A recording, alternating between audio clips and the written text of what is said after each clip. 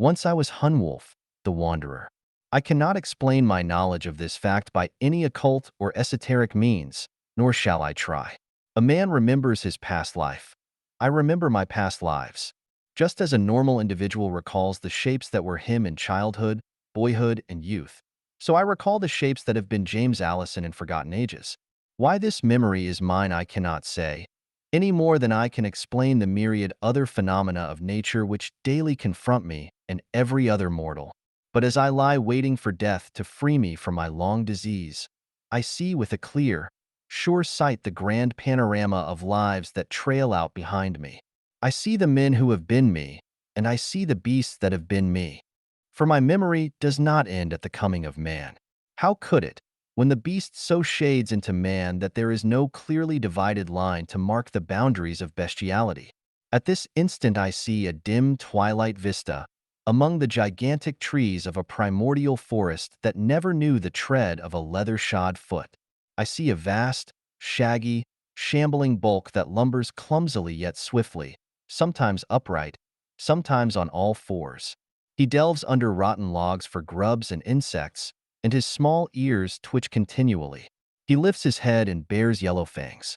He is primordial, bestial, anthropoid.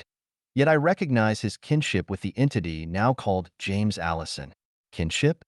Say rather oneness. I am he is I. My flesh is soft and white and hairless. His is dark and tough and shaggy. Yet we were one, and already in his feeble, shadowed brain are beginning to stir and tingle the man-thoughts and the man-dreams, crude, chaotic, fleeting, yet the basis for all the high and lofty visions men have dreamed in all the following ages. Nor does my knowledge cease there. It goes back, down immemorial vistas I dare not follow, to abysses too dark and awful for the human mind to plumb. Yet even there I am aware of my identity, my individuality. I tell you the individual is never lost, neither in the black pit from which we once crawled, blind, squalling, and noisome, or in that eventual nirvana in which we shall one day sink, which I have glimpsed afar off, shining as a blue twilight lake among the mountains of the stars. But enough. I would tell you of Hunwulf. Oh, it was long, long ago. How long ago I dare not say. Why should I seek for paltry human comparisons to describe a realm indescribably, incomprehensibly distant? Since that age the earth had altered her contours not once but a dozen times, and whole cycles of mankind have completed their destinies. I was Hunwulf, a son of the golden-haired Aesir, who, from the icy plains of shadowy Asgard, sent blue-eyed tribes around the world in century-long drifts to leave their trails in strange places. On one of those southward drifts I was born, for I never saw the homeland of my people, where the bulk of the Nordheimer still dwelt in their horsehide tents among the snows. I grew to manhood on that long wandering, to the fierce, sinewy, untamed manhood of the Aesir, who knew no gods but Ymir of the frost-rimmed beard, and whose axes are stained with the blood of many nations. My thews were like woven steel cords. My yellow hair fell in a lion-like mane to my mighty shoulders. My loins were girt with leopard skin. With either hand, I could wield my heavy flint-headed axe. Year by year my tribe drifted southward, sometimes swinging in long arcs to east or west, sometimes lingering for months or years in fertile valleys or plains where the grass-eaters swarmed, but always forging slowly and inevitably southward. Sometimes our way led through vast and breathless solitudes that had never known a human cry. Sometimes strange tribes disputed our course, and our trail passed over blood-stained ashes of butchered villages. And amidst this wandering, hunting, and slaughtering, I came to full manhood and the love of Gudrun. What shall I say of Gudrun? How describe color to the blind? I can say that her skin was whiter than milk, that her hair was living gold with the flame of the sun caught in it, that the supple beauty of her body would shame the dream that shaped the Grecian goddesses. But I cannot make you realize the fire and wonder that was Gudrun. You have no basis for comparison. You know womanhood only by the women of your epoch, who, beside her, are like candles beside the glow of the full moon. Not for a millennium of millenniums have women like Gudrun walked the earth. Cleopatra, Thais, Helen of Troy, they were but pallid shadows of her beauty, frail mimicries of the blossom that blooms to full glory only in the primordial. For Gudrun I forsook my tribe and my people, and went into the wilderness, an exile and an outcast, with blood on my hands. She was of my race, but not of my tribe, a waif whom we found as a child wandering in a dark forest, lost from some wandering tribe of our blood. She grew up in the tribe, and when she came to the full ripeness of her glorious young womanhood, she was given to Heimdall the Strong, the mightiest hunter of the tribe. But the dream of Gudrun was madness in my soul, a flame that burned eternally, and for her I slew Heimdall, crushing his skull with my flint-headed axe ere he could bear her to his horsehide tent. And then follows our long flight from the vengeance of the tribe. Willingly she went with me, for she loved me with the love of the Aesir women, which is a devouring flame that destroys weakness. Oh, it was a savage age, when life was grim and blood-stained, and the weak died quickly. There was nothing mild or gentle about us. Our passions were those of the tempest, the surge and impact of battle, the challenge of the lion. Our loves were as terrible as our hates. And so I carried Gudrun from the tribe, and the killers were hot on our trail. For a night and a day they pressed us hard, until we swam a rising river, a roaring, foaming torrent that even the men of the Aesir dared not attempt. But in the madness of our love and recklessness we buffeted our way across, beaten and torn by the frenzy of the flood, and reached the farther bank alive. Then for many days we traversed upland forests haunted by tigers and leopards, until we came to a great barrier of mountains, blue ramparts climbing awesomely to the sky, slope piled upon slope. In those mountains we were assailed by freezing winds and hunger, and by giant condors which swept down upon us with a thunder of gigantic wings.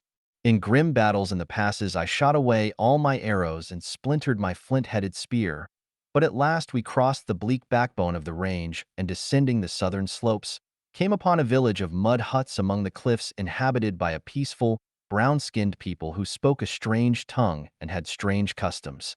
But they greeted us with the sign of peace and brought us into their village, where they set meat and barley bread and fermented milk before us, and squatted in a ring about us while we ate, and a woman slapped softly on a bowl-shaped tom-tom to do us honor. We had reached their village at dusk, and night fell while we feasted. On all sides rose the cliffs and peaks shouldering massively against the stars. The little cluster of mud huts and the tiny fires were drowned and lost in the immensity of the night. Gudrun felt the loneliness, the crowding desolation of that darkness, and she pressed close to me, her shoulder against my breast. But my axe was close at my hand, and I had never known the sensation of fear. The little brown people squatted before us, men and women, and tried to talk to us with motions of their slender hands. Dwelling always in one place, in comparative security, they lacked both the strength and the uncompromising ferocity of the nomadic Aesir. Their hands fluttered with friendly gestures in the firelight. I made them understand that we had come from the north, had crossed the backbone of the great mountain range, and that on the morrow it was our intention to descend into the green tablelands which we had glimpsed southward of the peaks. When they understood my meaning, they set up a great cry, shaking their heads violently and beating madly on the drum. They were all so eager to impart something to me, and all waving their hands at once, that they bewildered rather than enlightened me. Eventually they did make me understand that they did not wish me to descend the mountains. Some menace lay to the south of the village, but whether of man or beast, I could not learn. It was while they were all gesticulating and my whole attention was centered on their gestures that the blow fell. The first intimation was a sudden thunder of wings in my ears. A dark shape rushed out of the night, and a great pinion dealt me a buffet over the head as I turned. I was knocked sprawling, and in that instant I heard Gudrun scream as she was torn from my side.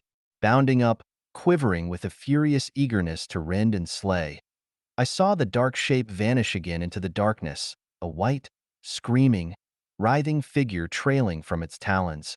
Roaring my grief and fury, I caught up my axe and charged into the dark, then halted short, wild, desperate, knowing not which way to turn. The little brown people had scattered, screaming, knocking sparks from their fires as they rushed over them in their haste to gain their huts. But now they crept out fearfully, whimpering like wounded dogs. They gathered around me and plucked at me with timid hands and chattered in their tongue while I cursed in sick impotency, knowing they wished to tell me something which I could not understand. At last I suffered them to lead me back to the fire, and there the oldest man of the tribe brought forth a strip of cured hide, a clay pot of pigments, and a stick. On the hide he painted a crude picture of a winged thing carrying a white woman. Oh, it was very crude, but I made out his meaning. Then all pointed southward and cried out loudly in their own tongue.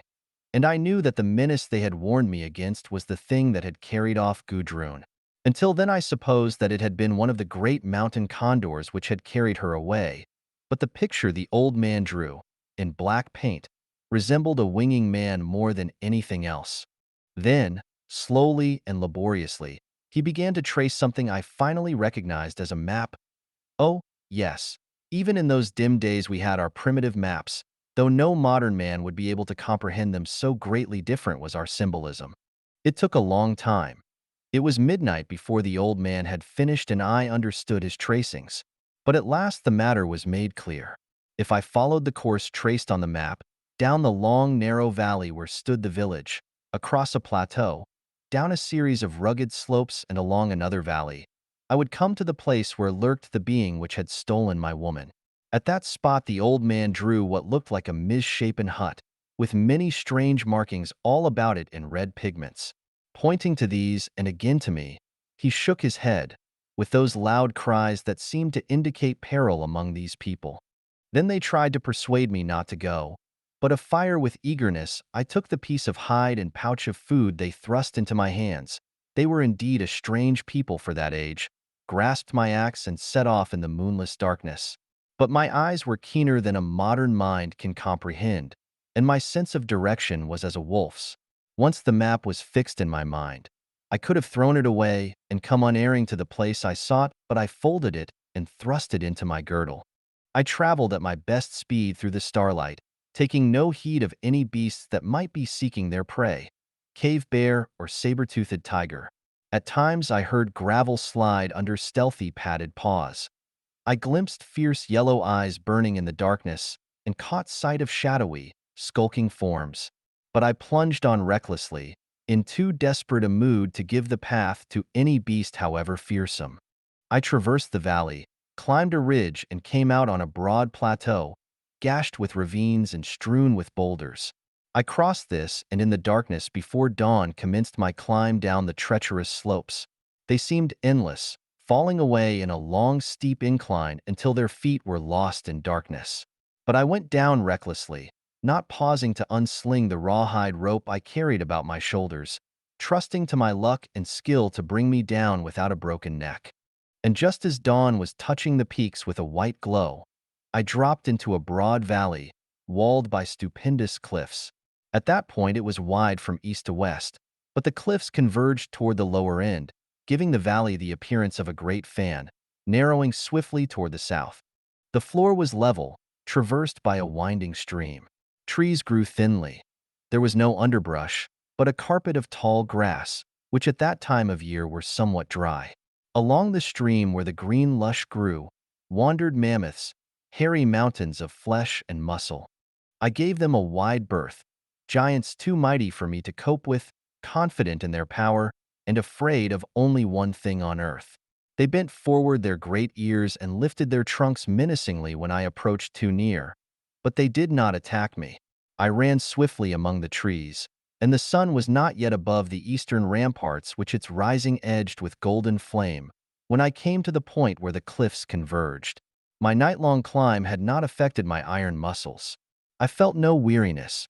My fury burned unabated. What lay beyond the cliffs I could not know. I ventured no conjecture. I had room in my brain only for red wrath and killing lust.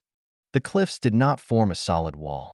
That is, the extremities of the converging palisades did not meet, leaving a notch or gap a few 100 feet wide, and emerged into a second valley, or rather into a continuance of the same valley which broadened out again beyond the pass. The cliffs slanted away swiftly to east and west, to form a giant rampart that marched clear around the valley in the shape of a vast oval. It formed a blue rim all around the valley without a break except for a glimpse of the clear sky that seemed to mark another notch at the southern end. The inner valley was shaped much like a great bottle, with two necks. The neck by which I entered was crowded with trees, which grew densely for several hundred yards, when they gave way abruptly to a field of crimson flowers. And a few hundred yards beyond the edges of the trees, I saw a strange structure. I must speak of what I saw not alone as Hunwulf, but as James Allison as well. For Hunwulf only vaguely comprehended the things he saw, and as Hunwulf, he could not describe them at all. I, as Hunwulf, knew nothing of architecture. The only man-built dwelling I had ever seen had been the horsehide tents of my people, and the thatched mud huts of the Barley people, and other people equally primitive. So as Hunwulf, I could only say that I looked upon a great hut, the construction of which was beyond my comprehension. But I, James Allison, know that it was a tower, some 70 feet in height, of a curious green stone, highly polished, and of a substance that created the illusion of semi-translucency. It was cylindrical, and, as near as I could see, without doors or windows. The main body of the building was perhaps 60 feet in height, and from its center rose a smaller tower that completed its full stature. This tower, being much inferior in girth to the main body of the structure, and thus surrounded by a sort of gallery with a crenellated parapet, and was furnished with both doors, curiously arched, and windows, thickly barred as I could see, even from where I stood.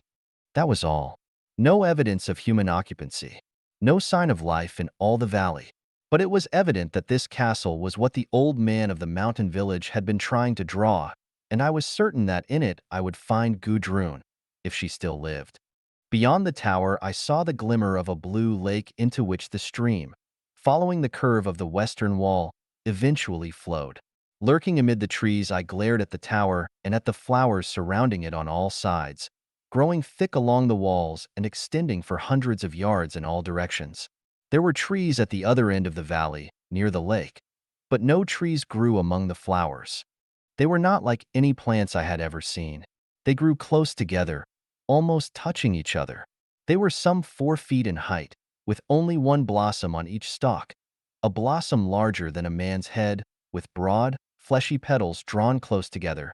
These petals were a livid crimson, the hue of an open wound. The stalks were thick as a man's wrist, colorless, almost transparent. The poisonously green leaves were shaped like spearheads, drooping on long snaky stems. Their whole aspect was repellent, and I wondered what their denseness concealed. For all my wild-born instincts were roused in me. I felt lurking peril, just as I had often sensed the ambushed lion before my external senses recognized him. I scanned the dense blossoms closely, wondering if some great serpent lay coiled among them.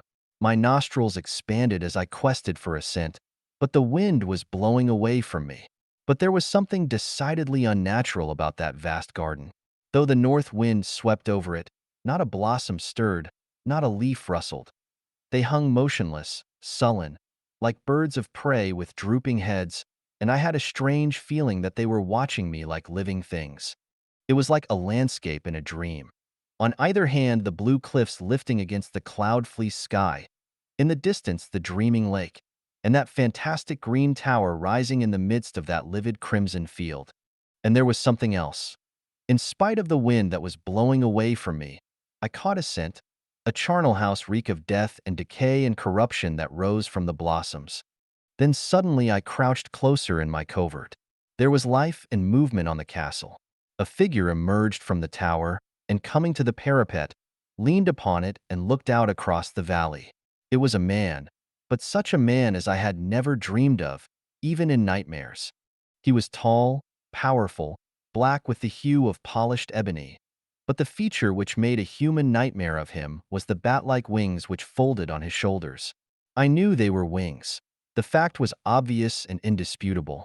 I, James Allison, have pondered much on that phenomenon which I witnessed through the eyes of Hunwulf. Was that winged man merely a freak, an isolated example of distorted nature, dwelling in solitude and immemorial desolation? Or was he a survival of a forgotten race, which had risen, reigned, and vanished before the coming of man as we know him? The little brown people of the hills might have told me, but we had no speech in common. Yet I am inclined to the latter theory. Winged men are not uncommon in mythology. They are met with in the folklore of many nations and many races. As far back as man may go in myth, chronicle, and legend, he finds tales of harpies and winged gods, angels, and demons. Legends are distorted shadows of pre-existent realities. I believe that once a race of winged black men ruled a pre-Adamite world, and that I, Hunwulf, met the last survivor of that race in the Valley of the Red Blossoms. These thoughts I think as James Allison, with my modern knowledge which is as imponderable as my modern ignorance. I, Hunwulf, indulged in no such speculations. Modern skepticism was not a part of my nature, nor did I seek to rationalize what seemed not to coincide with a natural universe.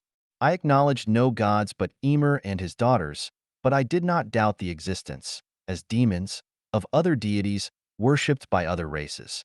Supernatural beings of all sorts fitted into my conception of life and the universe. I no more doubted the existence of dragons, ghosts, fiends, and devils than I doubted the existence of lions and buffaloes and elephants. I accepted this freak of nature as a supernatural demon and did not worry about its origin or source. Nor was I thrown into a panic of superstitious fear. I was a son of Asgard, who feared neither man nor devil, and I had more faith in the crushing power of my flint axe than in the spells of priests or the incantations of sorcerers. But I did not immediately rush into the open and charge the tower. The wariness of the wild was mine, and I saw no way to climb the castle. The winged man needed no doors on the side, because he evidently entered at the top, and the slick surface of the walls seemed to defy the most skillful climber. Presently a way of getting upon the tower occurred to me, but I hesitated, waiting to see if any other winged people appeared, though I had an unexplainable feeling that he was the only one of his kind in the valley, possibly in the world. While I crouched among the trees and watched, I saw him lift his elbows from the parapet and stretch lithely, like a great cat. Then he strode across the circular gallery and entered the tower. A muffled cry rang out on the air which caused me to stiffen, though even so I realized that it was not the cry of a woman. Presently the Black Master of the castle emerged, dragging a smaller figure with him, a figure which writhed and struggled and cried out piteously. I saw that it was a small brown man, much like those of the mountain village. Captured, I did not doubt, as Gudrun had been captured. He was like a child in the hands of his huge foe. The black man spread broad wings and rose over the parapet, carrying his captive as a condor might carry a sparrow. He soared out over the field of blossoms, while I crouched in my leafy retreat, glaring in amazement. The winged man, hovering in midair, voiced a strange, weird cry, and it was answered in horrible fashion. A shudder of awful life passed over the crimson field beneath him. The great red blossoms trembled, opened, spreading their fleshy petals like the mouths of serpents. Their stalks seemed to elongate, stretching upward eagerly. Their broad leaves lifted and vibrated with a curious lethal whirring, like the singing of a rattlesnake. A faint but flesh-crawling hissing sounded over all the valley. The blossoms gasped, straining upward, and with a fiendish laugh, the winged man dropped his writhing captive. With a scream of a lost soul, the brown man hurtled downward, crashing among the flowers. And with a rustling hiss, they were on him. Their thick, flexible stalks arched like the necks of serpents, their petals closed on his flesh. 100 blossoms clung to him like the tentacles of an octopus, smothering and crushing him down. His shrieks of agony came muffled. He was completely hidden by the hissing, threshing flowers. Those beyond reach swayed and writhed furiously, as if seeking to tear up their roots in their eagerness to join their brothers. All over the field, the great red blossoms leaned and strained toward the spot where the grisly battle went on. The shrieks sank lower and lower and lower and ceased. A dread silence reigned over the valley. The black man flapped his way leisurely back to the tower and vanished within it. Then presently the blossoms detached themselves one by one from their victim, who lay very white and still. His whiteness was more than that of death. He was like a wax image, a staring effigy from which every drop of blood had been sucked. and a startling transmutation was evident in the flowers directly about him. Their stalks no longer colorless. They were swollen and dark red, like transparent bamboos filled to the bursting with fresh blood. Drawn by an insatiable curiosity, I stole from the trees and glided to the very edge of the red field. The blossoms hissed and bent toward me, spreading their petals like the hood of a roused cobra. Selecting one farthest from its brothers, I severed the stalk with a stroke of my axe, and the thing tumbled to the ground, writhing like a beheaded serpent. When its struggles ceased, I bent over it in wonder. The stalk was not hollow as I had supposed. That is, hollow like a dry bamboo. It was traversed by a network of thread-like veins, some empty and some exuding a colorless sap. The stems which held the leaves to the stalk were remarkably tenacious and pliant, and the leaves themselves were edged with curved spines, like sharp hooks. Once those spines were sunk in the flesh, the victim would be forced to tear up the whole plant by the roots if he escaped. The petals were each as broad as my hand, and as thick as a prickly pear, and on the inner side covered with innumerable tiny mouths, not larger than the head of a pin. In the center, where the pistil should be, there was a barbed spike, of a substance like thorn, and narrow channels between the four serrated edges. From my investigations of this horrible travesty of vegetation, I looked up suddenly, just in time to see the winged man appear again on the parapet. He did not seem particularly surprised to see me. He shouted in his unknown tongue and made a mocking gesture, while I stood statue-like, gripping my axe. Presently he turned and entered the tower as he had done before, and as before, he emerged with a captive. My fury and hate were almost submerged by the flood of joy that Gudrun was alive. In spite of her supple strength, which was that of a she-panther, the black man handled Gudrun as easily as he had handled the brown man. Lifting her struggling white body high above his head, he displayed her to me and yelled tauntingly. Her golden hair streamed over her white shoulders as she fought vainly, crying to me in the terrible extremity of her fright and horror. Not lightly was a woman of the Aesir reduced to cringing terror. I measured the depths of her captor's diabolism by her frenzied cries. But I stood motionless. If it would have saved her, I would have plunged into that crimson morass of hell, to be hooked and pierced and sucked white by those fiendish flowers. But that would help her none. My death would merely leave her without a defender. So I stood silent while she writhed and whimpered, and the black man's laughter sent red waves of madness surging across my brain. Once he made as if to cast her down among the flowers, and my iron control almost snapped and sent me plunging into that red sea of hell. But it was only a gesture. Presently he dragged her back to the tower and tossed her inside. Then he turned back to the parapet, rested his elbows upon it, and fell to watching me. Apparently he was playing with us as a cat plays with a mouse before he destroys it. But while he watched, I turned my back and strode into the forest. I, Hunwulf, was not a thinker, as modern men understand the term. I lived in an age where emotions were translated by the smash of a flint axe rather than by emanations of the intellect. Yet I was not the senseless animal the black man evidently supposed me to be. I had a human brain, whetted by the eternal struggle for existence and supremacy. I knew I could not cross that red strip that banded the castle, alive. Before I could take a half-dozen steps, a score of barbed spikes would be thrust into my flesh, their avid mouths sucking the blood from my veins to feed their demoniac lust. Even my tigerish strength would not avail to HW a path through them. The winged man did not follow. Looking back, I saw him still lounging in the same position. When I, as James Allison, dream again the dreams of Hunwulf, that image is etched in my mind, that gargoyle figure with elbows propped on the parapet, like a medieval devil brooding on the battlements of hell. I passed through the straits of the valley and came into the vale beyond, where the trees thinned and the mammoths lumbered along the stream. Beyond the herd I stopped, and drawing a pair of flints into my pouch, stooped and struck a spark in the dry grass. Running swiftly from chosen place to place, I set a dozen fires, in a great semicircle. The north wind caught them, whipped them into eager life, drove them before it. In a few moments a rampart of flame was sweeping down the valley. The mammoths ceased their feeding. lifted their great ears and bellowed alarm. In all the world they feared only fire. They began to retreat southward, the cows herding the calves before them, bulls trumpeting like the blast of Judgment Day. Roaring like a storm, the fire rushed on, and the mammoths broke and stampeded. A crushing hurricane of flesh, a thundering earthquake of hurtling bone and muscle. Trees splintered and went down before them. The ground shook under their headlong tread. Behind them came the racing fire, and on the heels of the fire came I, so closely that the smoldering earth burnt the moose-hide sandals off my feet. Through the narrow neck they thundered, leveling the dense thickets like a giant scythe. Trees were torn up by the roots. It was as if a tornado had ripped through the pass. With a deafening thunder of pounding feet and trumpeting, they stormed across the sea of red blossoms.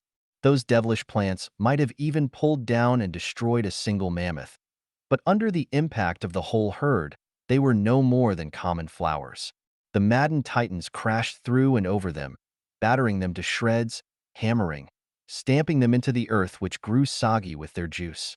I trembled for an instant, fearing the brutes would not turn aside for the castle, and dubious of even it being able to withstand that battering ram concussion. Evidently the winged man shared my fears, for he shot up from the tower and raced off through the sky toward the lake. But one of the bulls butted head-on into the wall, was shunted off the smooth, curving surface, caromed into the one next to him, and the herd split and roared by the tower on either hand, so closely their hairy sides rasped against it. They thundered on through the red field toward the distant lake. The fire, reaching the edge of the trees, was checked. The smashed, sappy fragments of the red flowers would not burn. Trees, fallen or standing, smoked and burst into flame, and burning branches showered around me as I ran through the trees and out into the gigantic swath the charging herd had cut through the livid field. As I ran, I shouted to Gudrun, and she answered me. Her voice was muffled and accompanied by a hammering on something. The winged man had locked her in a tower. As I came under the castle wall, treading on remnants of red petals and snaky stalks, I unwound my rawhide rope, swung it, and sent its loop shooting upward to catch on one of the merlons of the crenellated parapet. Then I went up it, hand over hand, gripping the rope between my toes, bruising my knuckles and elbows against the sheer wall as I swung about. I was within 5 feet of the parapet when I was galvanized by the beat of wings about my head. The black man shot out of the air and landed on the gallery. I got a good look at him as he leaned over the parapet. His features were straight and regular. There was no suggestion of the negroid about him. His eyes were slanted slits, and his teeth gleamed in a savage grin of hate and triumph. Long he had ruled the valley of the red blossoms, leveling tribute of human lives from the miserable tribes of the hills, for writhing victims to feed the carnivorous half-bestial flowers which were his subjects and protectors. And now I was in his power, my fierceness and craft gone for naught. A stroke of the crooked dagger in his hand, and I would go hurtling to my death. Somewhere Gudrun, seeing my peril, was screaming like a wild thing, and then a door crashed with a splintering of wood. The black man, intent upon his gloating, laid the keen edge of his dagger on the rawhide strand. Then a strong white arm locked about his neck from behind, and he was jerked violently backward. Over his shoulder I saw the beautiful face of Gudrun, her hair standing on end, her eyes dilated with terror and fury. With a roar he turned in her grasp, tore loose her clinging arms and hurled her against the tower with such force that she lay half-stunned. Then he turned again to me, but in that instant I had swarmed up and over the parapet and leaped upon the gallery, unslinging my axe. For an instant he hesitated, his wings half lifted, his hand poising on his dagger, as if uncertain whether to fight or take to the air. He was a giant in stature, with muscles standing out in corded ridges all over him, but he hesitated, as uncertain as a man when confronted by a wild beast. I did not hesitate. With a deep-throated roar I sprang, swinging my axe with all my giant strength. With a strangled cry he threw up his arms, but down between them the axe plunged and blasted his head to red ruin. I wheeled toward Gudrun, and struggling to her knees, she threw her white arms about me in a desperate clasp of love and terror, staring oddly to where lay the winged lord of the valley, the crimson pulp that had been his head drowned in a puddle of blood and brains. I had often wished that it were possible to draw these various lives of mine together in one body, combining the experiences of Hunwulf with the knowledge of James Allison. Could that be so? Hunwulf would have gone through the ebony door which Gudrun in her desperate strength had shattered. Into that weird chamber he glimpsed through the ruined panels, with fantastic furnishing, and shelves heaped with rolls of parchment. He would have unrolled those scrolls and pored over their characters until he deciphered them, and read, perhaps, the chronicles of that weird race whose last survivor he had just slain.